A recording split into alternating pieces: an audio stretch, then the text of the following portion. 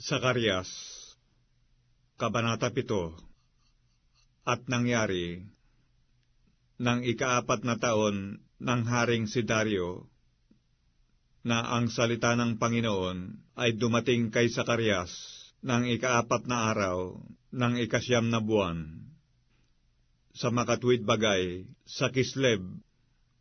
Sinugo nga ng mga taga Bet-El si Sarezer at si Regimelech at ang kanilang mga lalaki upang hilingin ang lingap ng Panginoon at upang magsalita sa mga saserdote ng bahay ng Panginoon ng mga hukbo at sa mga propeta na sabihin, iiyak baga ako sa ika-5 buwan na ako'y hihiwalay gaya ng aking ginawa nitong maraming taon?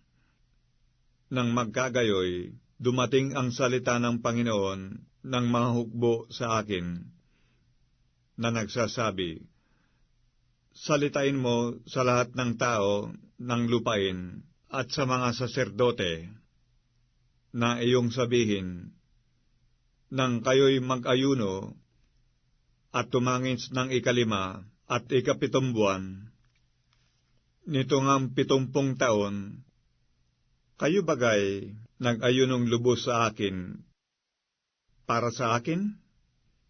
At pagka kayo'y nagsisikain, at pagka kayo'y nagsisiinom, di baga kayo'y nagsisikain sa ganang inyong sarili at nagsisiinom sa ganang inyong sarili?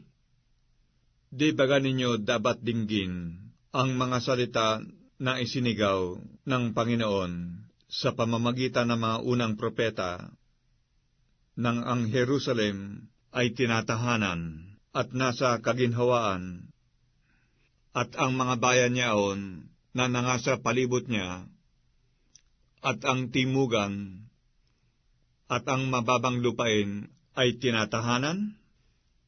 At ang salita ng Panginoon ay dumating kay Zacarias na nagsasabi, ganito ang sinalita ng Panginoon ng mga hukbo, na nagsasabi, mangaglapat kayo ng tunay na kahatulan, at magpakita ng kaawaan at ng kahabagan ang bawat isa sa kanyang kapatid.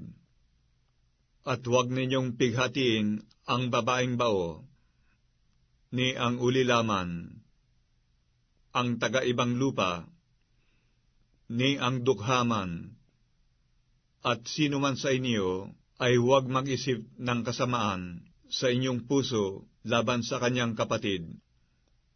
Ngunit kanilang tinanggihang dinggin, at kanilang iniurong ang balikat, at nagtakip ng pakinig, upang huwag nilang marinig.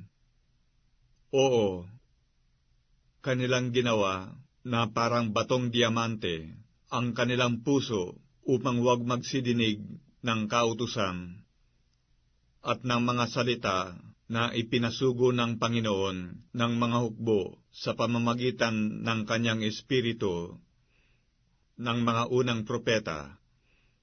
Kaya't dumating ang malaking puot na mula sa Panginoon ng mga hukbo. At nangyari na kung paanong siya'y sumigaw at hindi nila dininig, ay gayon sila sisigaw at hindi ko didinggin, sabi ng Panginoon ng mga hukbo, kundi aking pangangalatin sila sa pamamagitan ng ipo-ipo sa gitna ng lahat na bansa na hindi nila nakikilala. Ganito nasira ang lupain pagkatapos nila, na anupat walang tao na nagdadaan o nagbabalik, sapagkat kanilang inihandusay na sira ang kaaya-ayang lupain.